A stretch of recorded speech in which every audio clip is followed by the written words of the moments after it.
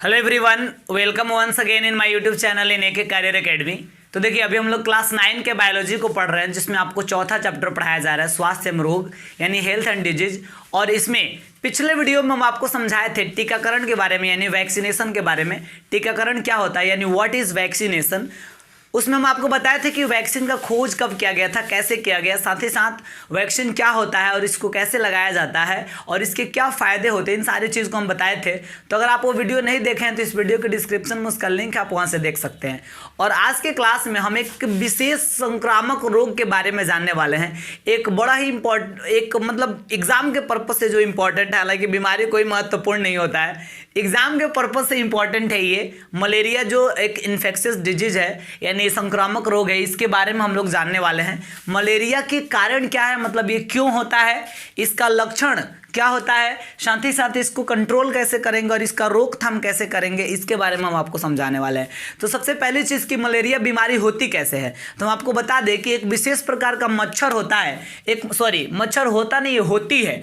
आप ये भी बात जान लीजिए कि जितनी भी मच्छर होती है ना, मतलब जो फीमेल मच्छर होती है वही काटती है। जो मेल मच्छर होता है ना, मतलब मच्छर में जो जेंट्स होता है, माने मच्छर में जो मर्दानवा मच्छर होले सो, तो वो नहीं काटता है सब कभी भी। लेकिन जो मेहरारुआ मच्छर होती है ना, वही काटती है सब। चाहे वो मच्छर की फीमेल होता है, चाहे मनुष्य की फीमेल होता है, दोनों खूंखार होती है। ठीक है, तो देखिए यहाँ पे हम आपको बता दें कि जो मादा एनोफिल्स मच्छर जो होता है, मादा एनोफिल्स मच्छर के लार में, यानी मादा एनोफिल्स मच्छर का जो लार होता है, उसके मुख में जो लार होगा, उस लार में प्लाज्मोडियम परजीवी जो एक विशेष प्रकार के प्रोटोजोआ का नाम है। तो मादा एनोफिल्स मच्छर के लार में प्लाज्मोडियम परजीवी पाया जाता है। और अगर यह मच्छर किसी व्यक्ति को काट लेती है, तो जब वो काटेगी ना, तो उसके लार में से प्लाज्मोडियम परजीवी जो है प्रोटोजोआ, ये छोटा सूक्ष्म जीव होता है। और ये प्लाज्मोडियम परजीवी उसके लार में से निकल कर, और जैसे काटेगा तो उसके लार से निकल कर हमारे ब्लड में मिल जाता है। तो जब हमारे खून में वो प्लाज्मोडियम परजीवी प्रवेश कर जाएगा, तो हम आपको बता दें कि प्लाज्मोडियम परजीवी के हमारे शरीर में प्रवेश करने से हमें मलेरिया की बीमारी हो जाती है। लेकिन एक और चीज़ आप समझिए, जानते हैं क्या होता है वास्तव में, जब टेम्परेचर में परिवर्तन होता है ना, अचानक से टेम्परेचर जब ज़्यादा बदलता है, तो सूक्ष्म जीवों के रिप्रोडक्शन करने की क्षमता भी बढ़ जाती है। बात समझ रहे हैं आप एक चीज़ फील किए होंगे, या आपसे ज़रूर कुछ घर वाले लोग कहते हैं कि तू आया है खेल कर, तू आया है धूप में से, धूप में से आते आते पानी नहीं पीना है। प्यास तो बड़ा जोर से लगता है भाई, धूप में से हम लोग आए रहते हैं घर पे खेल के या कहीं से भी, प्यास लगा रहता है, लेकिन घर वाले मना करते हैं थोड़ा देर आराम कर ले उसके बाद पानी पीना। पता क्यों? इसका रीज़न ये है कि हमारे शरीर में सूक्ष्म जीव चारों ओर हैं। ये तो भाई बात मानने वाली है। और जैसे मान लीजिए कि हम लोग धूप में से आए, तो हमारा गला जो है अंदर तक पूरा सूखा सूखा रहता है, यानी उसका टेम्परेचर बढ़ गया रहता है। अचानक से जब पानी पिएगा ना, तो उसका टेम्परेचर तुरंत घट जाएगा। तो टेम्परेचर में जब अचानक से परिवर्तन होता है, तो सूक्ष्म जीवों के रिप्रोडक्शन करने की क्षमता बढ़ जाती है, जिसके कारण सूक्ष्म जीव बड़ा तेजी से बढ़ने लगते हैं और ये अलग अलग बीमारियों का रूप धारण कर लेता है। तो इसलिए हमें इन सारे छोटी छोटी चीज़ों को ध्यान में रखना चाहिए। ठीक वैसे ही हमारे ब्लड का जो टेम्परेचर होता है बहुत ज़्यादा होता है, तो जब ये प्लाज्मोडियम परजीवी मादा एनोफिल्स मच्छर के लार से जब हमारे ब्लड में प्रवेश करता है, तो ब्लड में टेम्परेचर बढ़ने के कारण उसका रिप्रोडक्शन करने की क्षमता बढ़ जाती है और मादा एनोफिल्स प्लाज्मोडियम परजीवी की जो संख्या वो बहुत तेजी से बढ़ने लगता है। और जब प्लाज्मोडियम परजीवी हमारे शरीर में ज़्यादा बढ़ जाते हैं, तो इसी के कारण हमें मलेरिया रोग जो है हो जाता है। तो यही इसके कारण के रूप में हम आपको समझाए हैं। आप यहाँ से लिख भी सकते हैं, इस हिसाब से हम आपको पढ़ा रहे हैं। आगे चलिए, अब हम बात करेंगे लक्षण के बारे में। मान लीजिए कि किसी को मलेरिया की बीमारी हो गई है, तो भाई कैसे पता चलेगा, हम कैसे डाउट करेंगे कि भाई कहीं हमको मलेरिया तो नहीं है, इसको डाउट कैसे करेंगे, कैसे इसका लक्षण क्या है, इस चीज़ के बारे में हमको बता दें।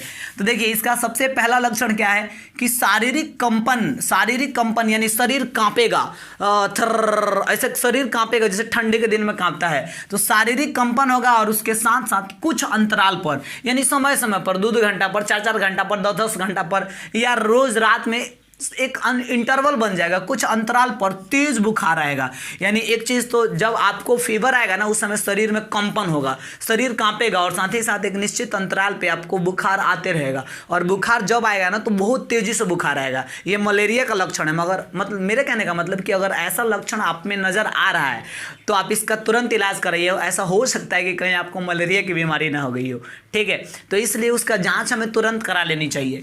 देखिए दूसरी चीज़, सिर दर्द रहेगा, यानी सिर में तेजी से दर्द रहेगा और पेशियों में, यानी शरीर की जो मांसपेशियां है उसमें भी दर्द रहेगा। सिर दर्द और शरीर की मांसपेशियों में भी दर्द रहेगा।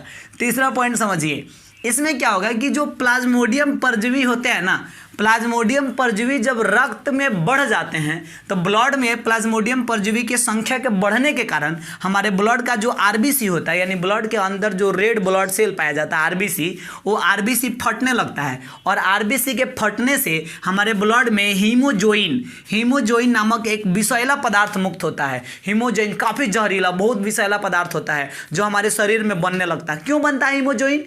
इसलिए बनता है क्योंकि हमारे शरीर के ब्लड में प्लाज्मोडियम परजीवी प्रवेश कर चुका है और उसके कारण जो आरबीसी होता है, आरबीसी फट जाता है और आरबीसी के फटने के कारण ही ये समस्या उत्पन्न होती है।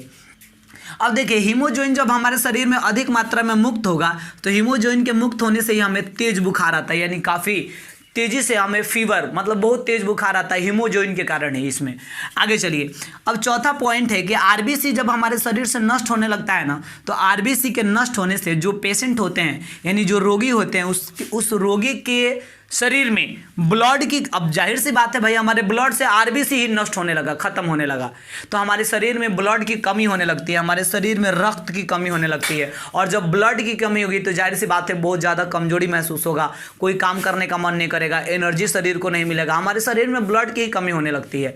और फिर उससे क्या होता है कि जब ब्लड कम होगा ना तो हमारा स्प्लीन जो है, हमारे शरीर का प्लीहा, उसका आकार जो है बढ़ जाता है और ये एक अलग समस्या उत्पन्न कर देता है। तो इस प्रकार ये मलेरिया बीमारी का लक्षण है, यानी ये सारे सिम्पटम्स है जिसके आधार पर हम डाउट कर सकते हैं कि भाई कहीं मलेरिया बीमारी तो नहीं है। आगे चलिए, अब हम आपको बताते हैं कि भाई कंट्रोल कैसे करेंगे, इसका नियंत्रण कैसे करेंगे, यानी अगर मलेरिया की बीमारी किसी को हो गया तो ठीक कैसे होगा। तो उसके लिए उपचार, अब डॉक्टर से भाई दिखाएंगे, जाहिर सी बात है, तो उसके लिए जो भी दवा मिले, लेकिन यहाँ पे जो घरेलू उपचार है वो आपको समझाया जा रहा, बट यहाँ जो उपचार बताया गया है ये हम लोग के घर में उपलब्ध होता नहीं है। लेकिन आप समझिए, मलेरिया से पीड़ित जो व्यक्ति होते हैं उनको कुनैन नामक एक दवा दिया जाता है। कुनैन जो है एक विशेष प्रकार का केमिकल का नाम है। वो कुनैन केमिकल जब मलेरिया के रोगी को दिया जाएगा ना तो उसका बीमारी ठीक होगा। और ये जो कुनैन केमिकल है ये एक पेड़ है जिसका नाम है सिनकोना। सिनकोना पेड़ का जो छाल होता है ना, उसके छाल को पीस कर उसमें से केमिकल निकलता है, उसी को कुनैन कहते हैं। और कुनैन जब दिया जाएगा मलेरिया के रोगी को तो उसका रोग जो है ठीक होगा, बीमारी ठीक होगा। या एक और चीज़, अंटेमेसिया एक और पौधा है जिसका नाम है अंटेमेसिया।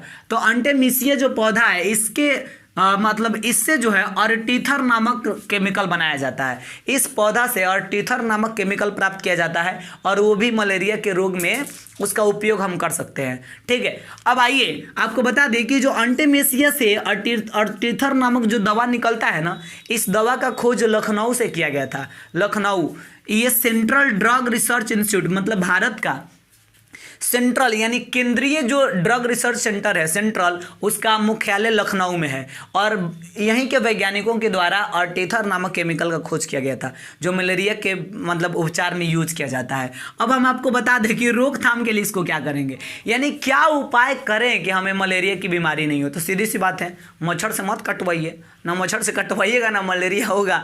तो मच्छर हमको कैसे नहीं काटेगा ये तो सोचना है ना। तो इसका दो उपाय है। पहला उपाय कि मच्छर से अपनी सुरक्षा कीजिए और दूसरा उपाय कि मच्छर को नष्ट कर दीजिए। जहाँ मच्छर उत्पन्न हो रहा है, जहाँ मच्छर का निर्माण हो रहा है, वहाँ उस जगह को ही साफ कर दीजिए। मतलब ऐसा उपाय कीजिए कि मच्छर उत्पन्न ही नहीं हो। एक ये उपाय है। या फिर मच्छर उत्पन्न हुआ है तो मच्छर से सुरक्षा कीजिए अपना। तो मच्छर से सुरक्षा कैसे करेंगे? देखिए, मच्छर से सुरक्षा करने का उपाय है कि मच्छरदानी लगा के सोइए। मच्छरदानी लगा के सोइएगा, मच्छर नहीं काटेगा। या फिर मच्छर निरोधक क्रीम आता है, एक क्रीम आता है जो मच्छर निरोधक होता है। उस क्रीम का आप यूज करेंगे ना तो उससे क्या होगा कि आपको मच्छर नहीं काटेगा। आगे ससुरा क्रीमों सूंघ कर चला जाता है सब। आपको एक बात बताए, जो जेंट्स लोग होता है ना, उस सब को मच्छर ज़्यादा काटती है। आपको बता रहे हैं, वो लेडीज होती है मच्छर भी, तो अपने प्रजाति को कोई नुकसान नहीं पहुंचाता है। और वो जाएगी लेडीज मच्छर काटने के लिए, लेडीज जो होती है सब फीमेल, माने लड़कियों को चाहे औरतों को लेडीज मच्छर, मादा मच्छर जो होती है काटने जाएगी, अपने पोत पात के सोती है सब क्रीम। रात में देखिए, तो हम आपको बता रहे हैं, ये सीक्रेट बात है, दिन में लड़कियां सब ऐसा क्रीम लगाए, कोल्ड क्रीम, रात में जब मौसम थोड़ा ठंडा हो जाता है तो ऐसा क्रीम लगाती है जिससे वो उसका निखार बढ़े। बात समझ रहे हैं ना। भले वो गर्मी करे तो क्या हुआ, मच्छरों कांटेक्ट में नहीं आता, वो समझता कि हम लोग से ज़्यादा ही खूंखार है, क्या इसके कांटेक्ट में, तो पोत के सोई है अपने। तो देखिए, हालांकि मच्छर निरोधक क्रीम भी आता है, वो क्रीम अगर जेंट्स लगाए चाहे लेडीज़ लगाए तो मच्छर के काटने से हम लोग बच सकते हैं। बात समझ में आया। और साथ ही साथ मच्छर निरोधक क्रीम अगर आप नहीं लगा रहे तो सरसों का तेल लगा के सो जाइए। और देखिए, हालांकि लड़का जो सब है होता है ना, लड़का या जो पुरुष वगैरह है, ये सबको अपने ब्यूटी को लेकर, सुंदरता को लेकर उतना नहीं रहता है कॉन्शसनेस कि भाई मच्छर काट लेगा तो हमारे शरीर में दाना निकल जाएगी, क्या टेंशन है यार, कोई बात नहीं, छोड़ना, निकलने दे, फिर ठंडी के दिन में मच्छर खत्म, दाना खत्म। लड़की सबको हमारे शरीर में पिंपल्स ना नहीं निकलना चाहिए। लेकिन आपको बता दें हम कि सरसों का तेल भी अगर आप लगा के सोइएगा ना तो उससे भी मच्छर बहुत कम काटेगा। तो लड़कियां सब कितना भी गर्मी हो तो क्या सरसों का तेल लगा के भी सो जाएगी गर्मी के मौसम में, क्योंकि हमारा सुंदरता बचा के रखना है, मच्छर नहीं काटना चाहिए। लड़का सब लगा रहा है सब, इतना थोड़ी है कि गर्मी में और सरसों का तेल लगा लेगा, हालांकि उसको लगाने से हमको मच्छर से सुरक्षा होगा।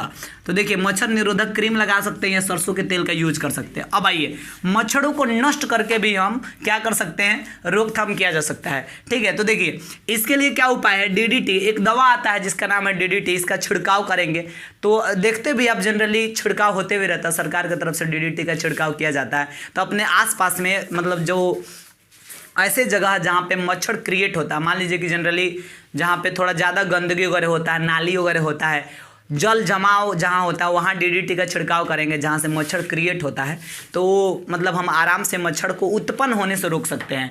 ठीक है, छोटी छोटी जो नालियाँ है उसको साफ़ सुथरा रखें, जो आसपास में गड्ढे वगैरह उसको भर दे, वहाँ साफ़ सफाई बनाए रखें। कहीं अगर जल जमाव हो रहा है, हमारे आसपास में पानी इकट्ठा होकर रह रहा है तो उससे भी गंदगी फैलता है, तो जल जमाव को कंट्रोल करें। तो ऐसे करके हम मच्छर को नष्ट कर सकते हैं, मच्छर को उत्पन्न होने से रोक सकते हैं। साथ ही साथ एक मछली की प्रजाति है गैम्बूसिया, गैम्बूसिया जैसे मछली की प्रजाति को आप लाइए और जहाँ मच्छर जहाँ से क्रिएट हो रहा है वहाँ पर गैम्बूसिया मछली को छोड़ दीजिए। इतनी खतरनाक गैम्बूसिया मछली होती है, मच्छरे को खा जाती है। मच्छर का जो लार्वा क्रिएट होता है ना, जहाँ से मच्छर जन्म लेता है, उसके लार्वा को ही खा जाएगी, जिसके कारण मच्छर उत्पन्न नहीं होगा लोग। ठीक है, तो ये उपाय है कि भाई हम मच्छर को नष्ट भी कर सकते हैं, ऐसा समझ में। तो देखिए, चूँकि मादा मच्छर के काटने से बीमारी होती है और जो हम लोगों में जो मनुष्य की मादाएं हैं यानी फीमेल्स हैं, वो मच्छर से बचने की ज़्यादा कोशिश करती है, इसलिए थोड़ा सा हम फीमेल्स के बारे में कुछ ज़्यादा ही बोल दिए। लेकिन सारी लड़कियां ऐसी होती नहीं है, तो सब किसी को माइंड करना नहीं है इसके लिए। तो आज के वीडियो में हम इतना ही रहने देंगे। उम्मीद करते हैं कि मलेरिया आपको हंसी मजाक में समझ में आ गया होगा। इस वीडियो के लिए बस इतना ही, और अगले वीडियो में हम डायरिया के बारे में बताएंगे कि डायरिया क्या होता है, माने व्हाट इज लूज मोशन, माने जब पेट खराब होता है ना, पेट झड़ता है, वो क्या होता है, उसके बारे में हम अगले क्लास में समझाएंगे।